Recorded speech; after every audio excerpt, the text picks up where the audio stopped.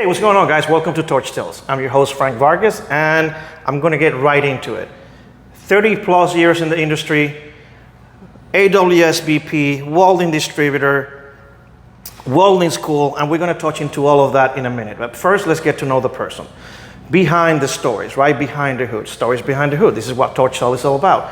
Mike Krupnicki, and you're going to learn, if you don't know him yet, you're going to learn a little bit more about him now. Mike, thank you so much for allowing me to just take a little bit of your time. Frank, thank you. I'm honored to be here with you. Awesome. Mike, again, just like I find myself telling everyone out there, I always know just a little bit to get in trouble about the person that I'm going to be talking to. Here I am, and I was passing by on my next stop, you know, the life of a sales guy. And I emailed Mike on a Saturday afternoon. I said, Mike, I'm going to be passing by the store or by Rochester. This is where we are, and I'll let him explain exactly where we are. I emailed him and I said, hey, Mike, sorry, it's a Saturday. That's the life that, you know, of a sales guy. Can I please stop by on Monday or Tuesday and just say hi and shake your hand? Within a couple of hours, I had a response. I would love for you to stop by. And then just happens to be that we're here. And then I said, hey, would you allow me to have a conversation on camera? And here we are. Mike, again, thank you. First things first, Krupnicki. I need to know where that last name comes from, because I've never heard it before and no clue. Where's your last name from? So my grandparents on my father's side came from Poland back at the turn of the last century. I'm told Krupnicki means godlike in Polish, although I have not confirmed that. Okay. Or at least that's what I tell people. That's not a bad thing. But I am of Polish descent. Gotcha. So that was your grandparents. They came to the States. So now you are the third generation of, yeah, right? That would be right. Yes, sir. And I know you've been in the industry for a long time. But before we even get to that, like I said before, where did you grow up? First of all, guys, again, I interrupt my guest. I'll ask a question, and then right out of the blue, I get another question, but I always go back to the original one. Where are you from? So born and raised right here in Rochester, New York. Okay. I spent my whole life here. Grew up in a small suburb east of town called Webster, New York. Okay. Where I had a pretty traditional, growing up in the 70s and 80s kind of life. So gotcha. No big drama, no big surprises there. So who's Mike as a little kid? What were you into? Absolutely loved playing baseball. So I coached baseball for a long time, so there you go. One more thing in common. That was my thing. Again, that was back in a time where kids weren't involved in 10 different sports and all this kind of stuff. So baseball was my thing. What age? Boy, that would be like age 9 right up through high school. Really? What position? Believe it or not, a short right-handed first baseman. You don't see that many nowadays. Really? Now, was that high school or rec ball or little league or? All of the above. So really? Started off little league and then I played JV and then varsity. That's pretty cool. Still one of the best times I've ever had playing, coaching. My kids play for a long time, so I think it's a great thing. High school. Aside from playing sports, were you a good student? I would say about middle of the class. Yeah. I was so what is that? A B plus? A little bit of a class clown. Yeah. Certain things I liked, certain things I didn't like. Wasn't a disruptor or anything like that. Well, no one's here to prove I'm wrong, so we'll take his word for it. I was no brainiac or anything like that, so I'd say middle of the pack. When you were a teenager, did you like doing things with your hands? Were you mechanical? That was not your thing? Not so much. Really? Not so much. I mean, I wasn't a total klutz, but it was my older brother that was gifted with the mechanical inclination, not me. Gotcha. And what were your parents into? They were born here also in the U.S. Yeah. And what were they doing when you were a teenager? So my mother was a fantastic golfer. She won all the club championships and all that stuff. So what stuff. happened to you? Well, they say these things skip a generation. So she just absolutely loved golf. And my father loved the welding supply business. So it was his job, his vocation, his hobby, his life. So he spent a lot of time working, and he loved his customers. So he golfed too, and we would golf as parents and son and whatever, but his thing, he just loved work. So that's where the welding started, Yeah. with your dad. Yeah. Was he exposed to welding before? How did he become about the welding industry? Yeah, sure. So when he had known this gentleman named Mahany Okay. prior to World War II. Yes. Okay, we're going there. You'll see why. So all the dots are getting connected There here, you go. folks. So he went off to World War II, and when he came back, Mahany offered him a job. Said, "Hey, I'm going to start a welding supply company. I could use a good hand like you, because my dad grew up on a farm." And so my dad was employee one, I think, for Really? William Mahany back in 1946. Wow. So he started working for Mahany, and then I'll anticipate your next question, bought it from him in the late 50s. Here? In Rochester, not this location, Okay. but in Rochester. People ask, well, why didn't he make a Krupnicki welding supply? Here, he's already answering all the questions I had. So We we're don't- done. we don't Thank you need him. guys. See you on the next one. If they want to go on strike, they can, because all you need is the on-air talent here. There you go. So he didn't change the name for a couple reasons. And my dad was known for his wit and kind of a comedian, but these parts were true, funny as they may sound. He said, people can't spell and pronounce Mahany right. What the hell are they going to do with Krupnicki? And he also believed in, Mahany didn't have a horrible brand, Yeah. so didn't want to mess with the brand. And then his biggest reason was he was paranoid that not in a diagnostic state, but just I got it. concerned that the competitive salespeople would run around and say, oh, geez, there's disruption with Mahany, Ted bought it, and all this kind of stuff. So nobody even knew he bought the company for over a year. So he wasn't And going for the disarmed- golden star, the check box. He just DL and just, hey, I own this place. I just want to service my customers the right way. Yeah, he was, I've said respectfully of him that he wasn't a businessman. He was a man who owned a business and just came into this thing. I like that. So you were not around when he first got into the industry. Oh, no. You were not No, even no. in the radar yet. No, So you are pretty much born into the industry, whether you like it or not. 100%. Were you one of those kids that summer you came to the shop and he had you come in and, hey, grab that, clean that, and that kind of thing, or you never were into Actually, it? no. I had gotten a job on a farm. Doing what? All sorts of things. I could run tractors, I could pick stuff, I could manage the labor. We had Christmas trees at Christmas time, we harvested that. We trimmed orchards in the wintertime. Wow. So I really did a lot of things, and I really enjoyed that work. Okay. And when I didn't have a driver's license yet, when my mother would come to pick me up, the farmer that owned the place would always brag about what a great worker her son was. And so she would say to my dad at the dinner table, when Mike gets done with high school, you ought to hire him. And that's kind of how that worked.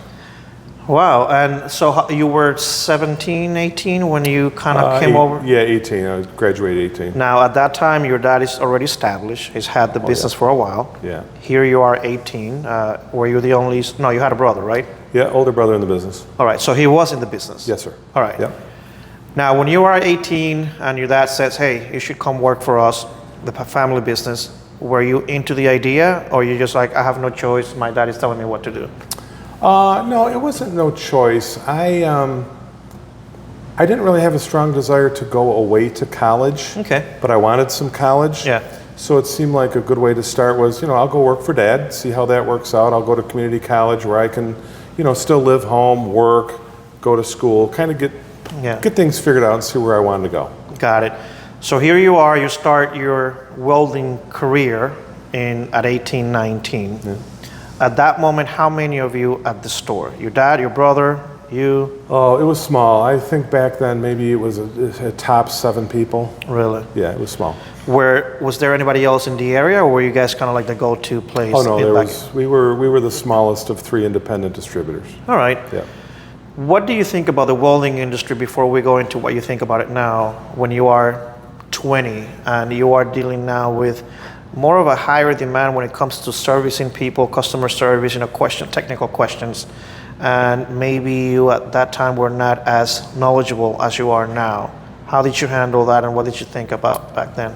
Oh boy, I know I was certainly in learning mode back in those days about how business worked, and I learned quickly that there was one of the other distributors had they had the prestige, and they also had the service level to back it up. Gotcha. And they were able to extract higher prices. Of course. Right? So I admired that. And there was another independent distributor that was at the other end of the spectrum, where their go-to-market was high volume, low price, lower service levels. Yeah. So we kind of fell in the middle of that, where we wanted to give good service. We didn't have the volume, so it was tough to give the good price, but it was also tough to extract a higher price because the other guys were doing that. So we were in that no man's land. We were in that uncomfortable spot, stuck in the middle. Yeah. And I learned about that through the years, and said someday I got to pick a direction. Right. No, I totally get it, and it's the same story with a lot of the businesses, here in America, especially in the welding industry. That's the same kind of beginnings, which is one of the reasons why I love independence, because it's just the hard work from the get-go, and you have to go through all that struggle to get to any place.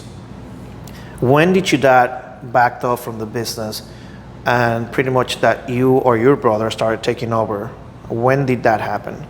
So informally, I started in 1982. Right? Okay. I graduated high school on a Saturday and went to work on Monday, back in June of '82. My brother had a 10-year head start on me. He was 8 years older, but he was going part-time at high school and all that. So he was well established there.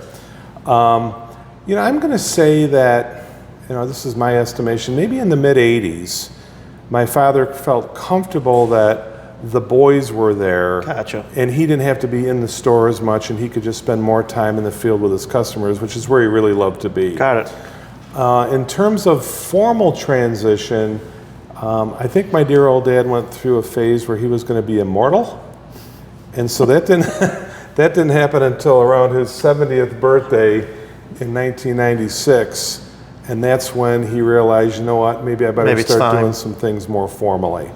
Now, at that time, was still your older brother kind of more in charge of the business, and you were, or was it a 50-50 kind of thing? Yeah, at that I'm going to say it moment? was 50-50. We were. It was a loose hierarchy. My brother, as I alluded to earlier, he was born with the gift of mechanical stuff. Okay. So he was really great giving welding advice. He was a service technician, so he was into repairing things, like my dad was. That was his, how he was wired. My mother was wired for business. And so that's how I was wired. So I was the business half of the duo, and my brother was the mechanical, service-oriented half of the duo. And that's a perfect balance. That's why you need to be successful. You got to have that balance of hands-on business world.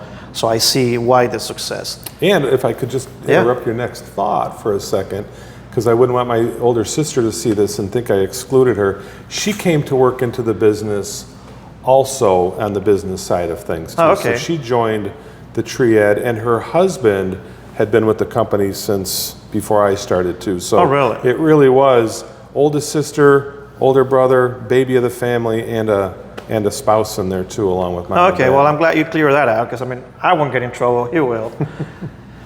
Here we are, mid-'90s or early 2000s. Now you guys are comfortable enough to say, all right, I have some years under my belt. I've been doing this for a while. And what was the biggest challenge early 2000s owning a welding distributor? Sure. So I'm actually going to roll back a few years prior to that, because it'll fit the narrative a little bit better. So what we struggled from that first day I went to work in 1982, our building was too small, physically. Got it. It was very small. I mean, it was packed to the gills with inventory and stuff. You could hardly move in there. So even if you guys wanted to grow, there was really not much you guys could do. We couldn't do it. Got it. Freight truck comes to make a delivery. We got to move stuff just to get pallets off and then move it all back. It was a nightmare. So our personal biggest challenge at that time was we can't grow in this tiny little building. Yep. The other thing that was starting to hit was Rochester, New York was known for Eastman Kodak Company, camera and film people. And they were responsible for 25% of the employment in this county. That's a lot for especially a smaller county back then. So 64,000 employees that relied on... And 15,000 of those. So as Kodak started to unravel, My concern was, and so many people and businesses depending on Kodak, what the heck are we going to do as this thing spirals down? Correct. So that was kind of the micro issues that I was dealing with. That, you know, we got to do something to grow and change how we do business and find new markets and whatever, but we're also in this tired, tiny little building. Yeah, it's a challenge. And once you guys moved, I'm assuming, you know, this is what happened. You guys got a bigger building or moved and to a bigger space. Was it the main goal to just add more stock, more lines? What was the one thing that helped you the most once you got a bigger building? Sure. No, so in the late 90s, as I mentioned before, I was the business guy, so I had acquired an accounting degree and a management degree all nights while I was working full time. From MCC? From Monroe Community College. I got my, that was my associate's degree, and then accounting from... which you, till this day you support a lot, right? I do. Yeah. Just because I did some homework, so just don't think that I don't do my homework on my guests. But like I said, I let them tell me all of that and I just put my insights. So yes, still very fond and related to Monroe Community College. So I had gone to Rochester Institute of Technology and earned my MBA. And that's what really fired me up, that when I got done with that program in spring of '99, that's when I said, folks, family, now it's time. What are we doing? Now we got to do something different. I think I have a plan for it. So I proposed a pretty bold plan for us at the time. I wanted to build a brand new facility. I wanted to make it, you know, suburban, not urban. Nice, safe neighborhood. I wanted to have a beautiful building where it wasn't just, I got to stop and get my bottle of oxygen or my can of rod. I want to bring my wife, my daughter. I want it to be a destination. And so that was that. And I also saw a need to have an alternative place to learn how to weld that was a little bit more modern and flexible than what was going on in town at the time. And we'll get into that in a second, right? So here you are, bigger building, modern, you're thinking ahead. Was your dad okay from the get-go? Because it's hard. They come from a older generation that, it's just hard work and it doesn't matter how it looks, and as long as we give the service. And because I've seen that a lot. So when you propose this plan, and hey, we need to become the Walgreens look-alike of the welding industry in my area, he was like, I'm in, let's go. I was thinking more Apple Store than Walgreens, but he's new at this, folks. Yeah, I am. Give him time. I see a lot of potential in this young man. Oh, thanks for the young part. You know what? That's a very good question too, Frank. And I'm not going to say he wasn't on board. He just couldn't see it. He couldn't see it. None of them could really see it. And I tried to paint this picture that, you know, we're going to go with a more upscale image, higher service level. I wanted to get out of that stuck in the middle, and I wanted to try and be that guy on top. And then when I brought in the fact that, you know, and I think we should start doing some welding training, that really threw things. Like, what the hell is he talking about? He's no welding teacher, you know, stuff like that. So I'm not going to say they were pulling against me, but there was just like hesitations and just didn't see the vision, and there's nothing wrong with that. It's just, you know, you just need to kind of be exposed here. And now that I'm, you know, older and my son used to be in the business, I could see where younger people would say, you know, I would act the same way. What are you talking about? So I get it. Yeah, no, totally. No, we just think differently, and every generation thinks differently and see things different ways, which is exactly why we're here even doing this. Here we are. How long? Well, let me go back. So how long was Mahany in business? So we started back in 1946. So at that time, 56, 67, 86, 97, 2000. So if you need more fingers, I can. Let me take my shoes off here. So I'm up to 6, around 55 years, I guess, when that happened. Wow. And of course, Mahany is no longer around. Is that? No, the business was sold back in 2019. And we touched, you know, we had lunch earlier, and of course, you know, you have to talk about things. And just like I usually tell my guests, like, hey, stop telling me all these things. Then I won't have anything to talk about. And it's a hard decision to sell. It's a hard decision to think about, well, everything we've done and the history behind it. But here's COVID, it's a generational business and all of that. Was it easy? Well, I know the answer to that. I know it wasn't easy. But it was the right call, right? It absolutely was for me. For me personally, it was the right call. Because that now led you to, where are we now? Where are we right now?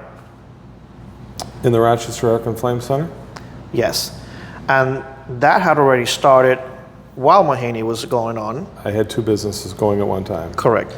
How many students were you running through while Mahany was around? Yeah, so when I designed that building that we built, I put a welding lab right in the middle of it. In the middle of the showroom. So it it wasn't a welding table in the back warehouse or something like that. This was going to be a key focal point of the business. So you wanted people to know, hey, you can come and buy your machine and then you can learn how to use it right here.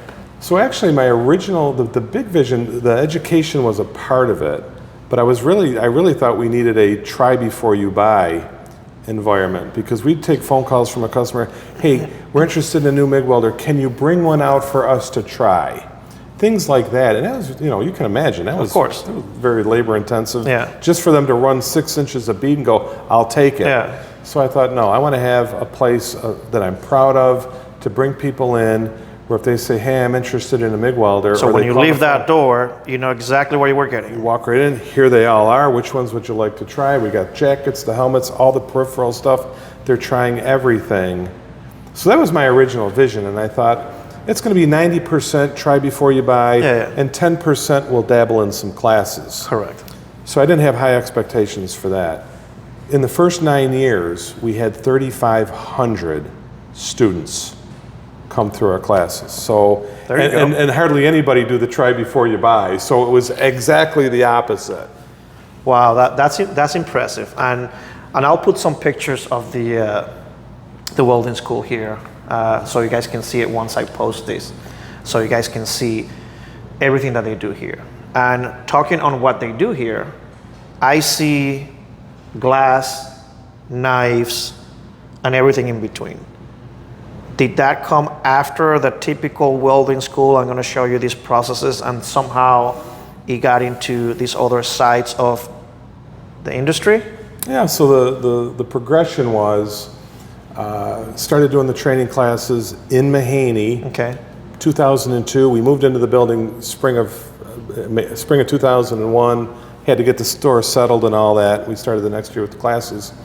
I mentioned the 3,500 students over 9 years. So it was around 2009, 2010 when I realized I either got to pull we had students coming in from 7:30 in the morning until 9 at night, coming and going, walking through the showroom, filling up the parking lot. It really got a little bit congested. Yeah.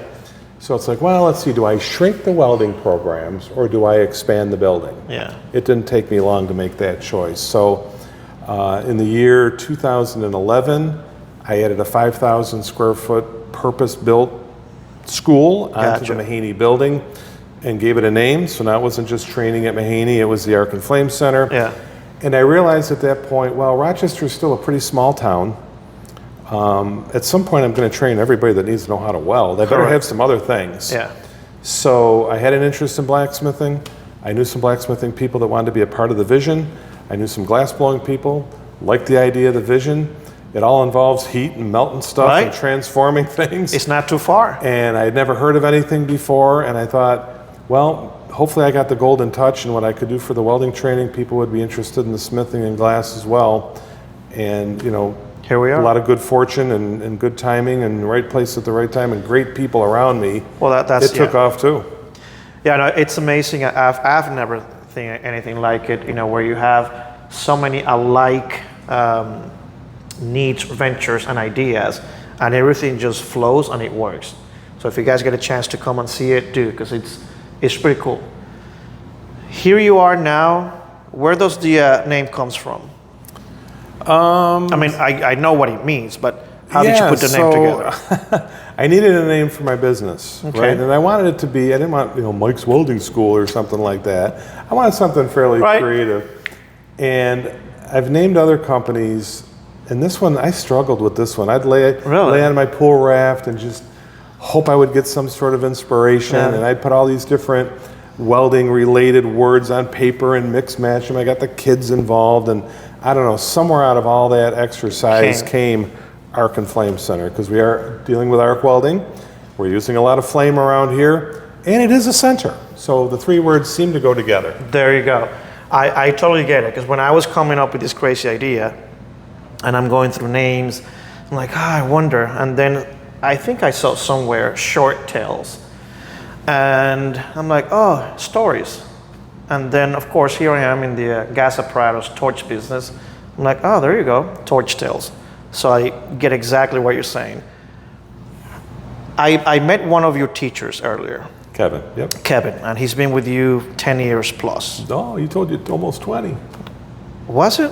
Yeah. Oh, that's right, because I'm sorry, I'm thinking school only. Yeah. He was goes with me back over, to... over the Mahany age. That's right. Yeah. See, I'm thinking the school is about 12 years old. And 12 years old, Yeah, yeah. so that's why I went with that number. And we were sharing that same ideology of when you like what you do, where else are you going to go? This is what you love, so you'll stay. And I can see that, and so are you 30 years plus in the industry. And I've always said this, I'm only 12 years in, so I'm still a baby in this industry. And I don't see myself doing anything else just because of the relationships I've built and meeting people like you. Where do you see, what's the biggest change that you've seen in the industry in the last 10 years and now? Whether it's a distributor, whether it's a welding school, what would be the one thing that you say now, like, wow, I didn't think that was going to be that way, and look at where we are, or man, did we change for the bad? What would that be, if there is such a thing? Oh, that, Frank, that's a conversation all of itself, probably. I know. And again, I've kind of been out of the distribution business for almost 4 years now, and with COVID and all that, that's almost like a lifetime. Right. I feel for my brothers out there in the welding supply business with trying to find good help these days, just like all businesses are. You know, in my generation, and by the way, I did the math, it's 41 years I've been in this business. I was trying to make him look young. How can he be 41 years? He looks so young. You look amazing, yeah. Yeah, it's not the years, it's the miles. Anyway, that, and I do see, you know, right now there's like this explosion of technology, which is challenging, right? Yep. Because you got to have people that understand it and That know technology, it. Yet yeah. the opportunity is amazing right now. So Yep. on one hand, it's like, wow, to be a distributor, here's all these challenges Right. of, you know, it's not just MIG welders and short arc and stick rod anymore. Correct. It's additive manufacturing and lasers and CNC this and cobots and robots. But for those independents and the majors, those that really embrace that and invest in their people to bring them up to speed, it can be the golden age. It can be. But I believe that they got to be willing to Accept do whatever it change. takes to acquire that talent and keep invest in them. And keep it, yeah. And invest in them. So I guess that would be my view of the world right now from where I'm looking. Yeah, and I get it. And this is exactly what you're trying to do with, you know, teaching that next generation of welders and keeping the industry alive in many different forms. So most of these guys can end up owning their own shops, you know, becoming, you name it. I mean, just like I call welding, everything gets glue out there somehow, right? Now, let's bring it. First of all, I should have asked this a while ago. What is your mom's and dad's name? What? Oh, my father's name was Theodore. Theodore. I called him Ted. Okay. And my mother was Lorraine. Okay. And both of them have passed in the last few years. Oh, sorry to hear that. And now let's bring it right back to, you are part of AWS, That is correct. right? Now, for the two people that might not know what that is, what is AWS? It is the American Welding Society. What do they do?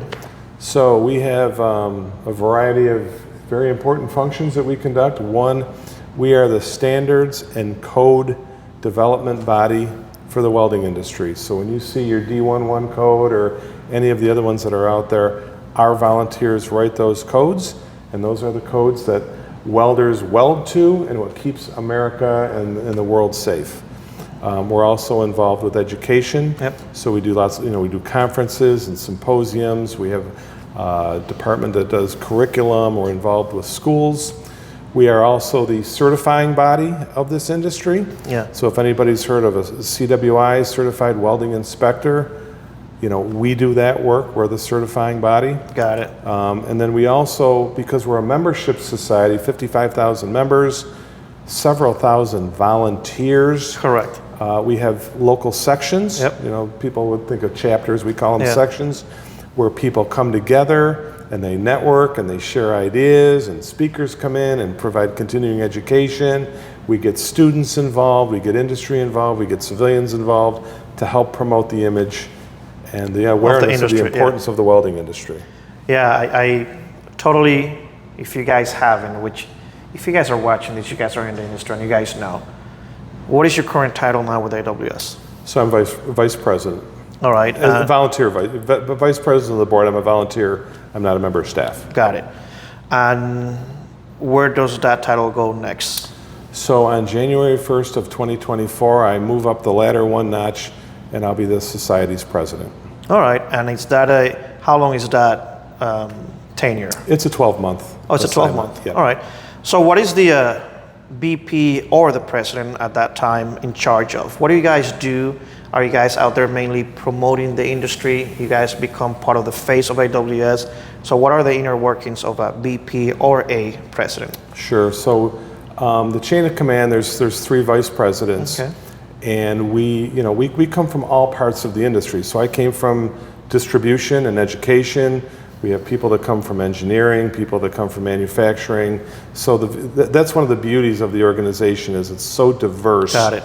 In ages and from where in the country and the industry, part of the industry it came from. And just to interrupt you, just to make Sure. sure that you guys understand, you were part of your section and you were involved in AWS with the chapter section, however you guys want to call it, even before you got to these new positions, right? Oh my goodness, yes. So this is how you got exposed to it, learn more about it, and now here you are trying to pay it forward and giving it right back to So when I was growing up, I'm going to go back in time again for you here. I'm not touching that. So yeah. When I was a little kid, I knew where my dad was every third Monday of the month. Also, he was part of AWS You back bet he in was back in Wow. the Rochester section, and he was always so excited about To it. go Loved and- telling about his friends and the stuff that they did and the volunteering he did. So it was only natural when I came into the business, like, hey, Dad, show me what this AWS thing is. Yeah. So my AWS career started at age 20 as Really? a volunteer. So you're a lifetime member. Yes, sir, and then Yeah. some. On my way to golden member, but let's not rush that. That's another episode. Yeah. Let's not rush that. All right, It's been so- a long time. So yeah, I came up the chairs of the section. I was chairman, treasurer, did a lot of that. I've never had a year where in some way, shape, or form, I didn't have some volunteer Involvement in- activity yeah. with the AWS all these years. Got it. And now next year you'll be the president. And so what happens then for those 12 months? What will you be doing at the AWS level? Sure. So the role of the president is twofold. Okay. One, we are to be the ambassador of the association, Okay. to travel around the country, in certain cases around the world, and promote the American Welding Society, let the industry know what's going on, thank the volunteers, ambassadorship. The other piece of that is to be the chairman of the board of directors and to make sure that the board is functioning as well as it can, that we're providing a vision for staff to carry out, and that we're also, after we've given that vision, make sure that the staff is fulfilling that and have accountability. Gotcha. So those are the 2 major roles that I'll be fulfilling next year. Good. Well, congratulations Thank you. on achieving that. It takes dedication and making sure that they see that you bring something to the table. So that's definitely a positive checkbox on your welding industry career. I know that you just mentioned earlier, you guys now split time between Florida and Rochester here. Yes.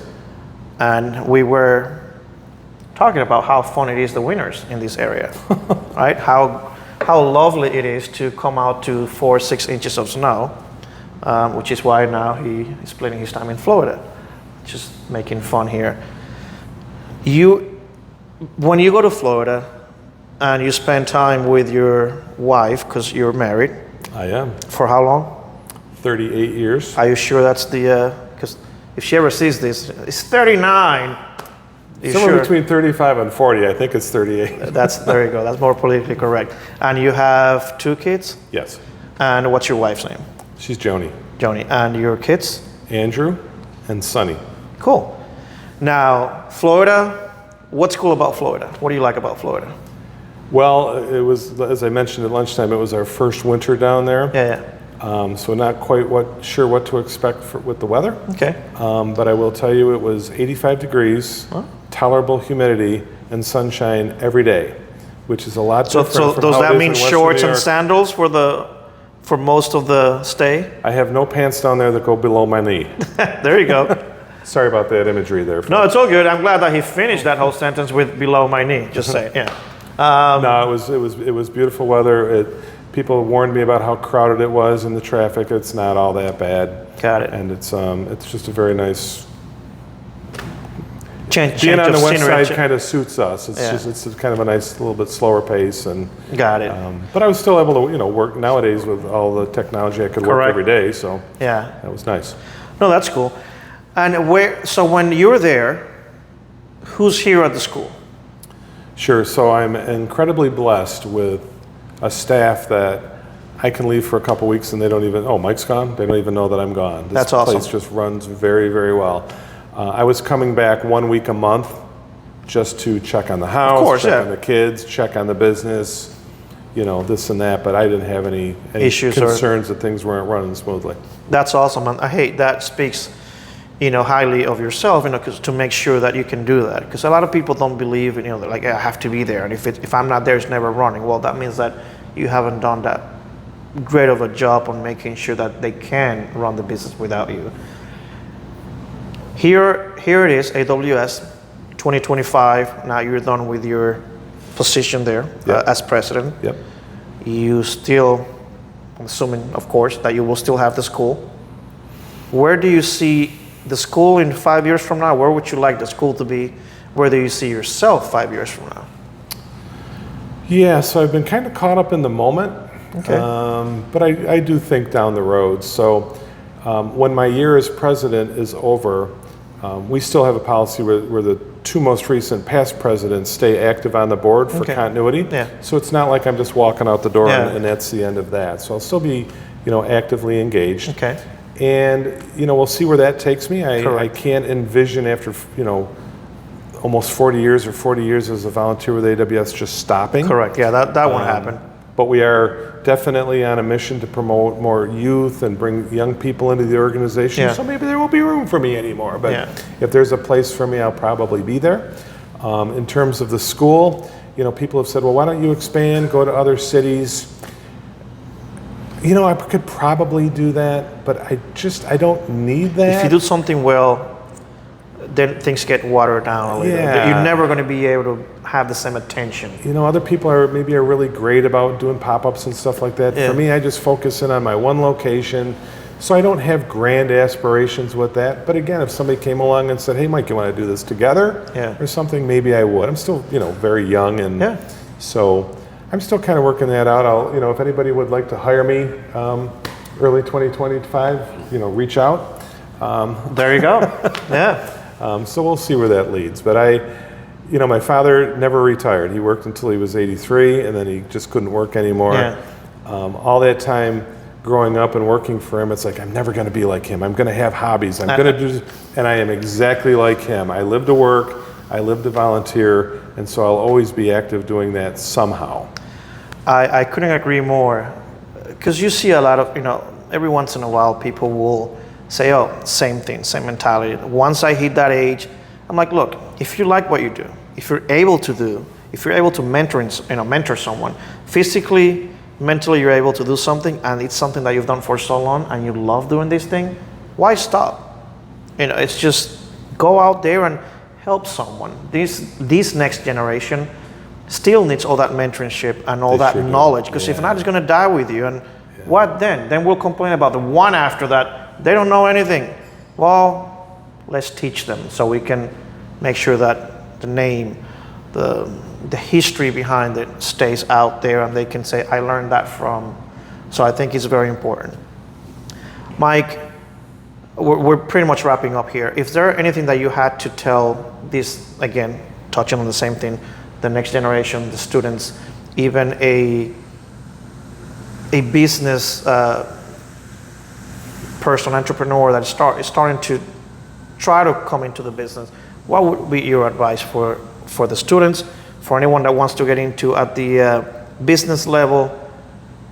If someone had given you an advice back then, which, well, you had your dad and all of that, but now what would you tell someone? Well, I tell students this on a somewhat regular basis, whether it's my students or when I'm traveling with AWS, that they have entered an incredible industry. They should never have to want for a job. You know, America needs 90,000 some welders for the next 5 years, so should be no problem with employment. But even more important than that, if they don't want to, retire a welder, if they want to do that for a few years, the different areas of this industry that they can gravitate into, whether it's instruction, we need teachers too. That's true. Whether it's inspection, whether it's automation, service and repairs. There's so many different directions a person can go in. It's just, the opportunities are immense. So I like to deliver that message. I also like to encourage them to think big, right? That it's not, regardless of how you grew up or what your parents told you were capable of, it only takes an extra 10% to go first class and to do things, be at the top of your game. So think big. If you say, oh, I always wanted to own a business, but I could never do that. Who said you can't do that? Just set yourself a goal and then work backwards on how you're going to get that and make that happen. So I like to encourage the younger people too to just, as far as we know, you get one swipe at this thing called life. Yep. So why not grab when everything you can out of it? Quick. And the bottom line is, if I could do it, anybody can do it. It sounds like a cliche, but it's so true. I agree with you 100%. And again, I want to thank people like Mike that have been in the industry now, we know 41 years, because he was doing the math while we were talking, right? And people like you give others like me the shot at staying in the industry longer, because you guys have done the work, people like your dad. This industry wouldn't be where it's at without the founders of the welding industry. And when I say the welding industry, and this goes back 200 years, but still, we always need these people to stay and keep laying bricks for us. So I thank you for that. Thank you for the time and taking this time to have this conversation with me on camera. Again, no idea what I'm doing, but I'm having fun doing it. And as long as people like Mike keep saying yes, who am I to deny you guys from this great guest, right? There you go. Mike, thank you again. Pleasure. Thank you for the opportunity. This was a lot of fun. Awesome. Well, guys, I'll see you on the next one with somebody else, because if they keep saying yes, I'll keep coming. All right, guys.